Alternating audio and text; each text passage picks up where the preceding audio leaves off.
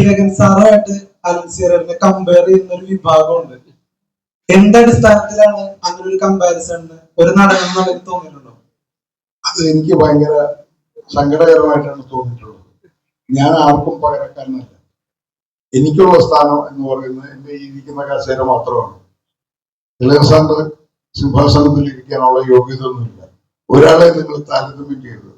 നിങ്ങൾ നേരത്തെ ജോലിയോട് ചോദിച്ചു ഞങ്ങൾ മത്സരോട്ടം നടത്തിയത്. ഞങ്ങൾ ഒളിമ്പോക്സ് ഓട്ടത്തിൽ പോയതല്ല.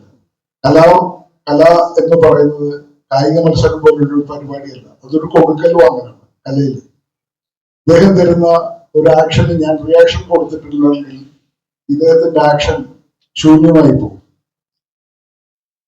അതാണ് അത് പരസ്പര സ്നേഹമാണ്. ഞങ്ങൾ ശത്രുക്കളായിട്ട് അഭിനയിക്കുമ്പോൾ പോലും പാരസ്പര്യമുള്ള സ്നേഹത്തോടു കൂടിയാണ് അത് പങ്കുവയ്ക്കുന്നത്.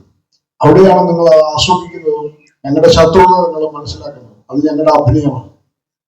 അല്ലാതെ കായിക ഓട്ടത്തില് നേരത്തെ ജോലി പറഞ്ഞതുപോലെ ഓടി തോൽപ്പിക്കാനോ ആരെ തോൽപ്പിക്കാനും ഞങ്ങൾ ആരും മത്സരിക്കാറില്ല.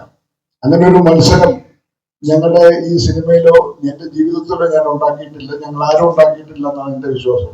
അത് മമ്മൂക്കയായാലും ലാലേട്ടനായാലും എല്ലാവരും